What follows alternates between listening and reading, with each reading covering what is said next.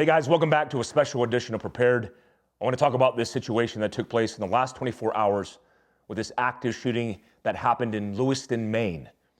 Now, what we know right now is the shooter, he's still at large. His name is Robert Card. He's a U.S. Army reservist. He's been in since 2002. Petroleum supply specialist is his job. Since '02, he is not deployed to combat. And right now we know he was a West Point firearms training instructor.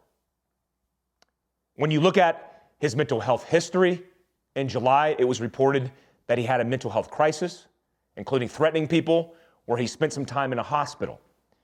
He's still at large after conducting 2 violent acts with a firearm in both a bowling alley and a bar/restaurant. The number is anywhere from 15 to 22 people. As far as I can gather, he killed 18 people and injured 13. That number was as high as 60 people last night. The national media has already jumped all over this, announcing in headlines that we're in an epidemic.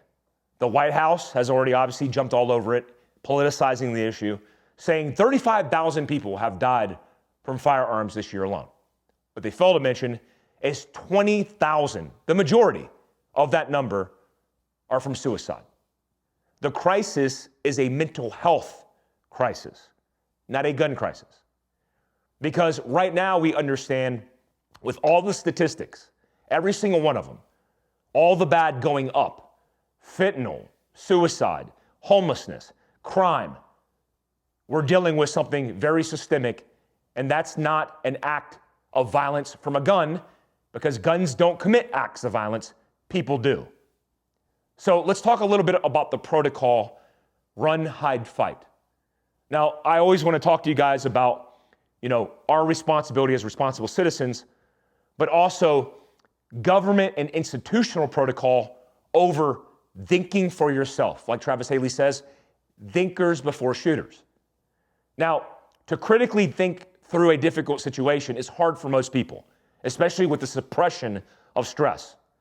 My last 2 Mike Force episodes, including the one that drops tomorrow, we talk specifically of the importance of thinking through stress. When you look at the situation where a protocol is handed to you and it's run, hide, fight, that does not lend itself to critical thinking. It lends itself to setting yourself up for failure. Because if you run, where are you running? In the Virginia Tech shooting, where one lone gunman with pistols killed 32 innocent people, we saw it happen because they went to run. There was no place to run. The teachers told them to hide, and they hid underneath their desk. 90+% of the people that were killed were shot in the head hiding. So I don't want you to run.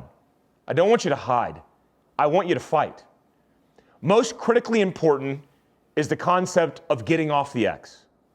If the crisis site is the X, and you spend any time, even in trying to analyze the situation, sizing it up, before you start displacing your physical ass, you'll end up in a bad situation, especially if you're not prepared, if you're not armed. So as you continue to move, then multitask. Call 911, disseminate the information, get your setup ready, whatever it is. But first, you gotta create distance, time, and as many obstacles in between you and the crisis site as possible. That's number 1. Also, we have a different acronym when talking about active shooting. I've been teaching this for about a decade now. The first thing you need to do is observe. Observe while you're moving your ass off the X. And what I mean is utilize your senses to take in information, assess that information, and then make critical decisions that are gonna lend itself to good outcomes. If you just haphazardly run, or you tell, even worse off yet, you tell somebody to run, where are they going to run? And if they have nowhere to go, they significantly are likely to hide and not be able to fend or fight for themselves. So my acronym is observe, make critical decisions based off that observation, and fight and or flee inversely. Meaning I want you to move and always be prepared to fight. When you look at run, hide, fight, imagine you're telling a child to do that. Run, nowhere to run. Hide. If you're playing hide and seek, where would you hide? You would likely hide in nooks and crannies, crevices, underneath things, and get very small. When you do that, you're not putting yourself in a position to be able to fight. Now, talking about this, people have asked me, why are people in law enforcement asking civilians to shelter in place? Right now, we have a dangerous suspect who is armed at large. When you shelter in place, I want you to think about the tactical advantage of that. We call it strong pointing. One, your home is a place that should be easily defendable because it's not just your everyday carry. It's all the things that you bring to bear in capacity, being a big house, and capability, being more tools that you're trained in. So being sheltered in place is not necessarily a bad thing. Also, law enforcement has a significant job to do. And if you're out and about, you're just getting in the way. 350 plus law enforcement officers are currently searching for this man who's at large. His residence is in Lewiston, Maine, and he could be anywhere. I just watched the Boston Marathon documentary on the bombing that took place that killed 4 innocent people, including an MIT police officer. They ordered in Boston a lockdown. Also in a small town, Watertown outside of Boston, they locked that entire town down. And they were able to isolate the shooter, but not after a day of searching.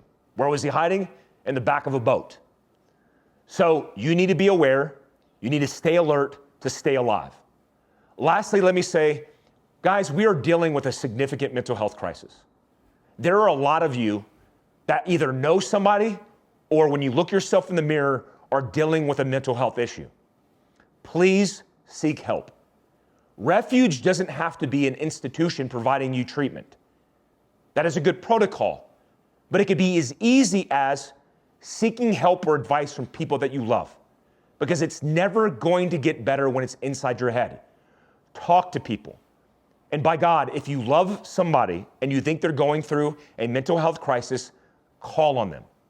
There's a mental health, including suicide prevention hotline I will link down below, but I want you to be okay. Guys, the number one thing that we should pay attention to in preparedness is not EDC, it's not shoot, move, communicate. It is your ability to be resilient in your own mindset. And that requires a sound, healthy mind and body. Please get the help that you need if you need it. And please call on your brothers if they need the help as well. We have to stick together.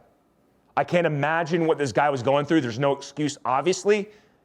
But any normal, rational, logical, reasonable person doesn't go into a bowling alley, doesn't go into a restaurant and murder innocent people.